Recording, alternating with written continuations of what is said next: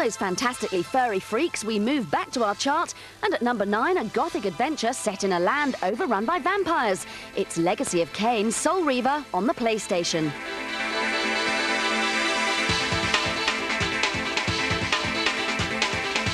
You play as Raziel, a former lieutenant of the vampire leader Kain.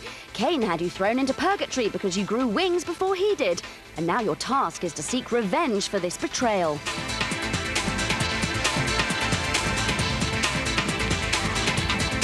Although your wings are ruined, you can grab hold of them and use them to float around like a hang glider.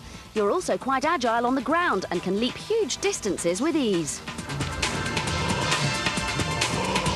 Soul Reaver is a very similar game to Shadow Man, but it's a lot more enjoyable.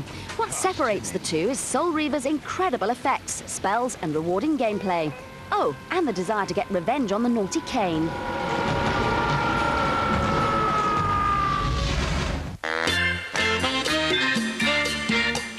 You can't keep a good hedgehog down. Yes, that prickly personality Sonic was given a new lease of life in 1999 and makes it to number 8 in our chart.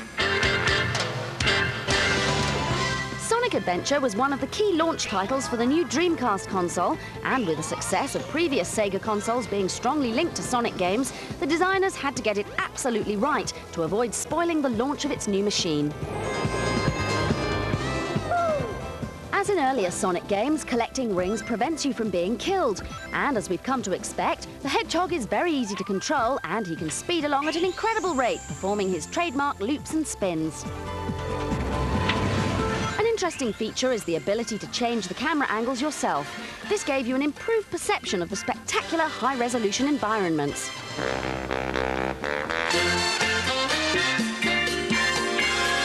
With his incredibly successful pedigree, Sonic Adventure couldn't really fail and proves that the hedgehog is back and means business.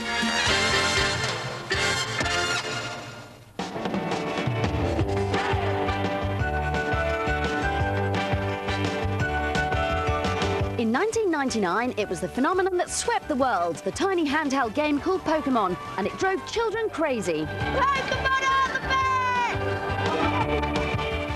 And the excitement it's generated in kids shows no sign of waning. They still can't get enough of it. I like that you can collect all the characters and train them till they fight really well. It's really exciting and you have to think about it to play it. I like their attacks, because one's a fire Pokemon, the other's electric Pokemon. The first 3 Pokemon evolve from one Pokemon. So Charmander evolves into Charmeleon, which evolves into Charizard. And I picked up Charmander as my first Pokemon. Charmander, eh? Well, you're not the only one who picked up this red dragon, but where did this craze for collecting electronic monsters start? Well, it all began in a land far, far away. Japan. The first Pokemon game was released 2 years ago on the Game Boy and sold over 8 million cartridges. Since then, the Japanese have snapped up every Pokemon product they can get their hands on.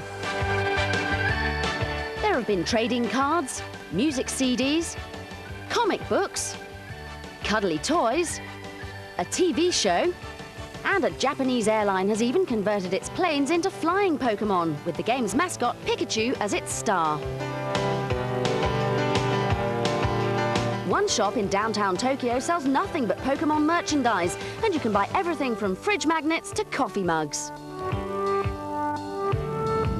So it was only a matter of time before Pokemon made its way to new shores, and in September, cartridges arrived by sea destined for tiny European hands.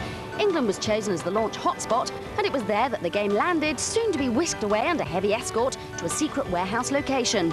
Cybernet managed to dodge the security and find out exactly what the game is all about. The Game Boy game is quite a complicated game, which takes a little bit of getting into, but it's very, very compelling once you've done it, and there's a lot of depth. You basically have to catch all 150 Pokemon. And you do that by walking around Pokeworld, finding the Pokemon, and then trying to capture them. But in order to collect all 150, you have to train your Pokemon up, and then you have to find friends who have got some of the Pokemon characters which you haven't got, and then swap them with them via a link lead which joins 2 Game Boys together. And it doesn't end there. Pokemon Stadium will allow you to use your saved Game Boy monsters on the N64 and compete with your friends. And in Pokemon Snap, players go on safari and track down the monsters with a camera. They then photograph them and collect the pictures in an album.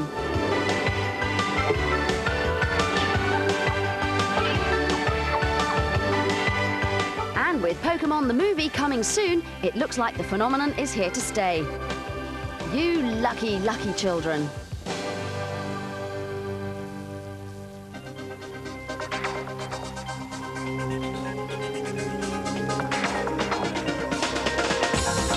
Let's rejoin our countdown of this year's best games by looking at one of our favourite racers, GP500 on the PC, which slides into 7th place. GP500 is the most realistic motorbike racing game ever made. Handling your 200 miles per hour machine is actually very scary and demands incredible concentration. The graphics are astonishing, the bikes bump and weave when you apply the brakes or accelerate hard, and the riders are brilliantly animated.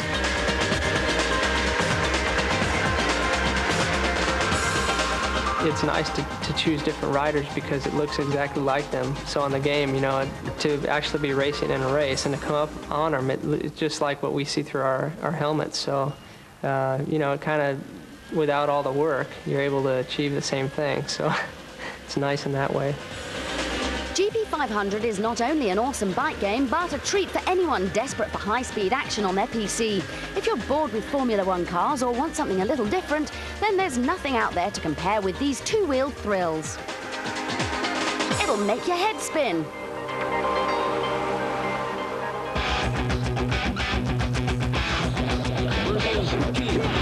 He's up. Battle 1, fight! OK, punching its way into 6th position now is one of the Dreamcast's finest titles, Soul Calibur. With graphics that leave you gasping in amazement and more moves than a disco dancer, Soul Calibur is probably the most accomplished video game ever produced on any home format. There's plenty of depth in the gameplay. You can either fight your way through the available characters or complete the mission battle mode. This involves attempting set challenges, like defeating an opponent using only unblockable moves. Perfect. You win! The sheer volume of attacks and combinations is breathtaking, and some of the warriors are simply incredible. This one is Inferno, a boss character who's made entirely of fire. With its tag team mode, on-screen tutorials, hidden fighters and mission battle reward system, Soul Calibur is a game you'll be playing for months. It'll take you that long to master all those incredible moves.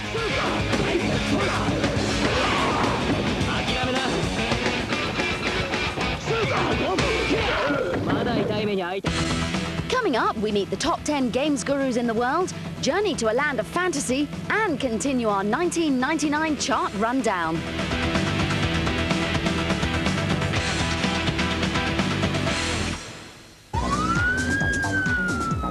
Our fifth favourite game of 1999 is Midtown Madness, a fantastic driving title for the PC. It allows you to jump in a car and drive like crazy through the bustling streets of Chicago.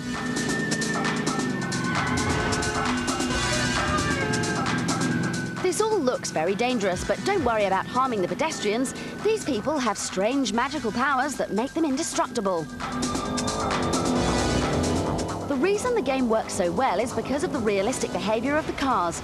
You hit other vehicles with a satisfying crunch. The streets are always packed with realistic-looking traffic, and if you go too fast, you're likely to spin, slide or crash into the scenery.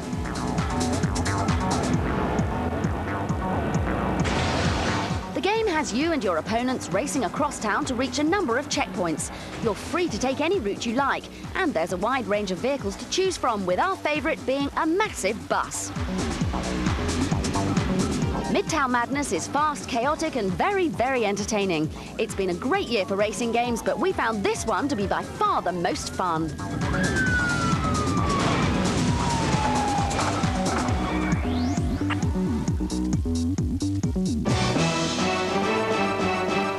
And at number 4, something very different. Final Fantasy VIII on the PlayStation. Spectacular, isn't it? This is the latest role-playing game in the incredible Final Fantasy series. You play Squall, an arrogant young student in a military academy. You quickly meet up with a host of quirky characters who'll accompany you on your quest to save the world from the evil sorceress Ultimecia.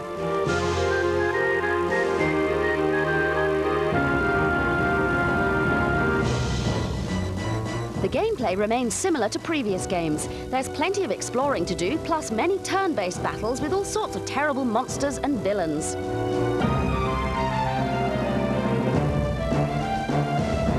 What really impressed us about this game was its epic sense of scale and emotion. Don't be surprised if you shed a few tears as the plot unfolds. But it also has a weird, quirky side too, like being able to fire dogs through the air during battles.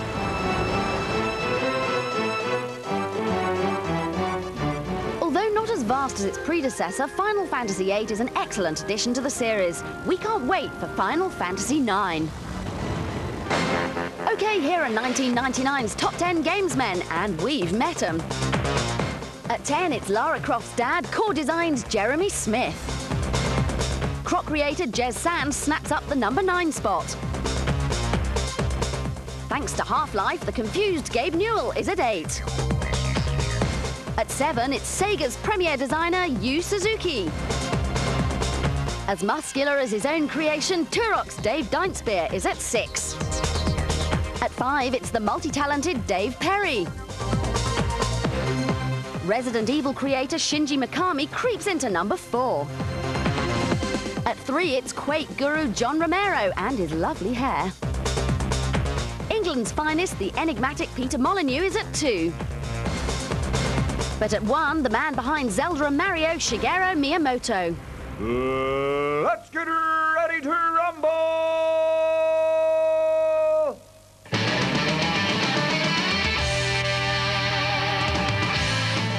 On to our third best game of the year now, and the hugely enjoyable Ready to Rumble Boxing on the Dreamcast.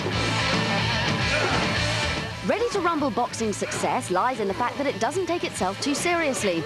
It mixes very easy-to-use controls with some of the most comical characters to have ever been seen in a computer game.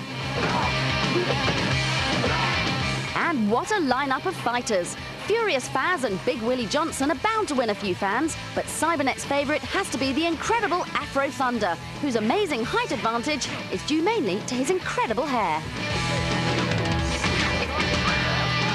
Time to dance! It's time to dance!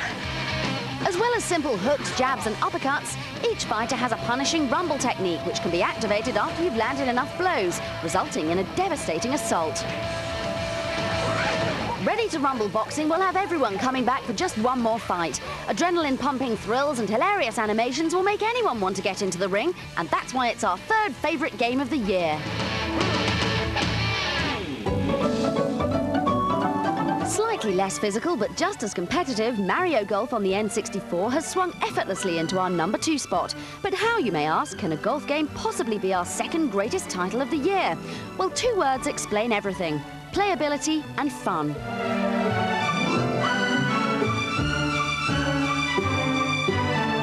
Unlike most golf titles, this game is incredibly easy to get into, but there are enough obstacles and hazards thrown at you to surprise even the best player. The control system is superb, the game's difficulty increases by just the right amount, and there are so many characters and courses to get to grips with, you'll be playing for ages. As you can learn to play so quickly, anyone can easily join in for a multiplayer session. As usual, up to 4 players can challenge one another either on the golf courses themselves or on the incredibly fun Crazy Golf section. Not since GoldenEye have we enjoyed an N64 multiplayer game as much as Mario Golf. Forget all those dull PC simulations, this is golfing at its best. And so Cybernet's number 1 game of '99 is coming up after this. Prince of Persia was a groundbreaking title when it appeared in the late 80s. This was mainly due to the superb quality of its animation. In 1999, a sequel was well overdue, so we found the game's creator, who told us about some of the problems when creating such groundbreaking graphics. Well, the problem I had, of course, was that I couldn't draw very well, and when I did my best to animate a character, it always looked like a stick figure. So I started with the idea that I would film the animation with a live actor. My brother was willing to work for free. All right, cut. It was a major point in his favor, and used that as a guide. Start moving, Dave. What I ended up doing, actually, was taking the frames of animation that I'd filmed and tracing each frame and scanning that into the computer. And I found that by taking a sequence of frames and playing it back on the computer just as it had been filmed, it was better than anything I could have drawn myself. Stop!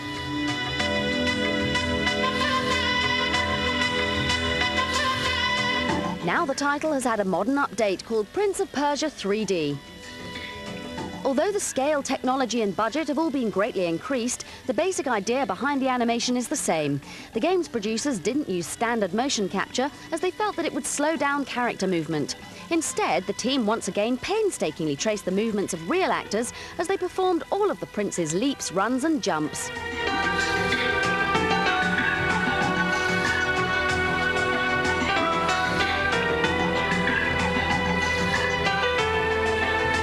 The same technique was used for swordplay and combat, with highly trained martial artists providing every single one of the characters' fighting movements.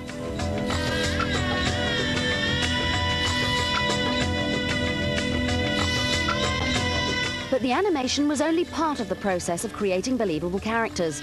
A great deal of effort was put into designing every character in the game, from the prince and his allies to all the strange and wonderful characters that he'll meet during his journey.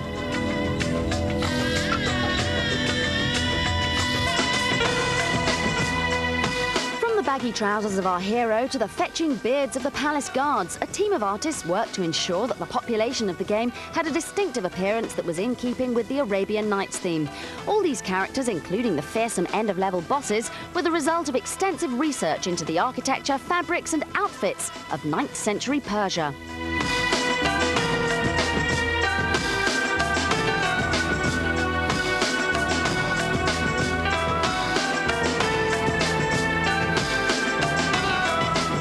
This research has created some gorgeous-looking locations.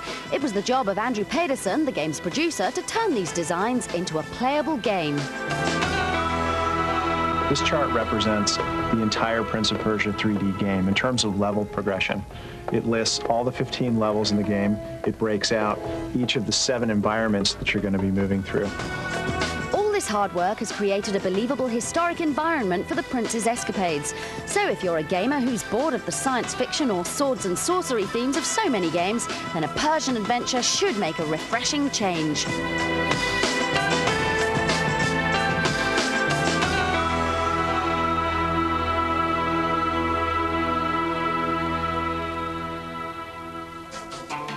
And finally, here's Cybernet's best game of 1999. When designers Konami announced their second sequel to a little-known action strategy game called Metal Gear, no one could have guessed at the quality of all their hard work. Metal Gear Solid on the PlayStation is quite simply a masterpiece.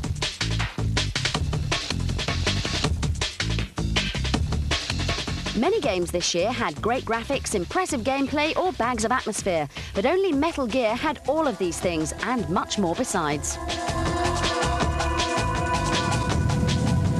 At the heart of the game is an engrossing storyline with all the intrigue and suspense of a Hollywood blockbuster.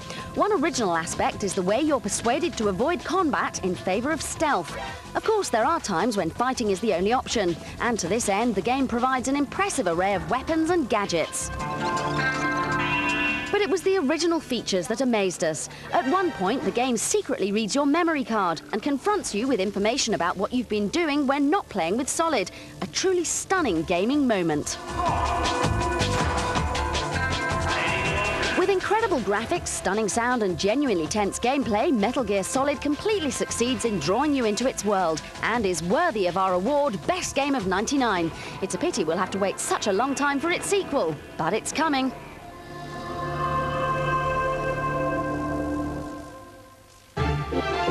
That's it for our look back at the best games of 1999. We hope some of your favourites were there. Until next time, why not drop us a letter via post or email? We'll be back soon with more from the fantastic world of electronic entertainment. Until then, here's one of the best FMV sequences of '99 from the stunning Final Fantasy VIII. Goodbye.